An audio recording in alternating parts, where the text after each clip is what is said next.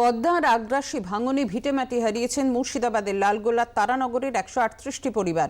যাওয়ার জায়গা নেই, তাই নদী পাড়েই ত্রিপলের ছাউনিতে ঠাঁই মিলেছে অধিকাংশের। পৌষের কনকনে ঠান্ডায় তাদের রাত কাটছে পাতলা ত্রিপলের তাঁবুতে, মাটিতে খড় বিছিয়ে। ভাঙনের পর যথারীতি এসেছেন প্রশাসনিক আধিকারিক, স্থানীয় জনপ্রতিনিধিরা।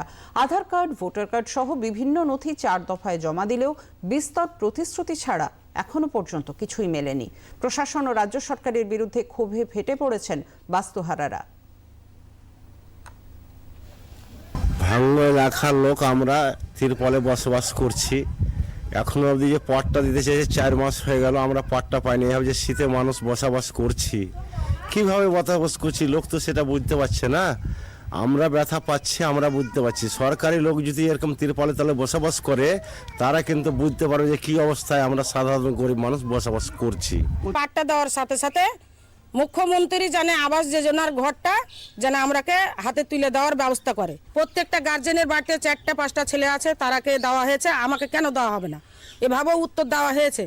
তবুও কিন্তু এখনো সমাধান করেনি। আমার ছেলে এখনো দৌড়িয়ে বেড়াইছে এই আশাতে যে আমরাকে আজ দিবে কি কাল দিবে, এরকম ভাবে মানে 3 তারিখ 4 তারিখ 5 তারিখ এভাবে বলছে, তবুও এখনো সমাধান আমরা পাইনি। একের পর এক আশাই দিছে যে একটা নির্দিষ্ট যে টাইম দিবে, সে টাইমটা তো দিছে না। ওই একবার করে টাইম দিছে, যে টাইমটা আসছে ফের আবার পুনরায় একটা অন্য কিছু টাইম। মাসে যে চাল, ডাল, আলু, কেরোসিন তেল এসবগুলো দিয়েছিল, তেল দিয়েছিল, এগুলো বন্ধ হয়ে এখন মাসে 24 কেজি দিয়েছিল, সেটা 12 কেজি করেছে। তার জন্য এই আবেদনটা করছি, জানে যত তাড়াতাড়ি পারে আমরাকে দেয়, আর এই মিথ্যা আশা না দিয়ে সত্য একবারে জানে আমাদের ব্যবস্থাটা করে দেয়। নিজের অসহায়তা অকপটে জানিয়েছেন পঞ্চায়েত সমিতির কর্মাধ্যক্ষ ইসলামী হক।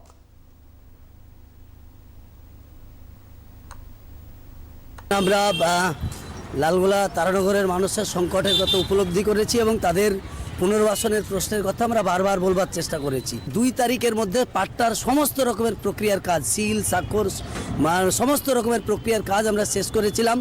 3 তারিখ গেল, 4 তারিখ গেল, আমি 5 তারিখে বিডিও সাহেবের কাছে এসে উপস্থিত হই যে গরিব মানুষ শীতে দ্রুত পাট্টাগুলো তো হয়ে গেছে, পাট্টার এবং বললে বাড়ির টাকাও অলরেডি চলে এসছে, তাহলে একই সঙ্গে দ্রুত গত 8 তারিখে আমি প্রস্তাব দিয়েছিলাম 8 তারিখ দিয়ে দিন, সমস্ত কিছু রেডি আছে।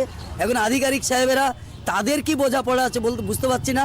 এখন অনুষ্ঠান করে একটা পাট্টা দেবে তিনি বলছেন, অনুষ্ঠানের ডেট কবে করবেন, একটা ডেট দিন, সেই ব্যাপারেও কুলু পেটে বসে আছে।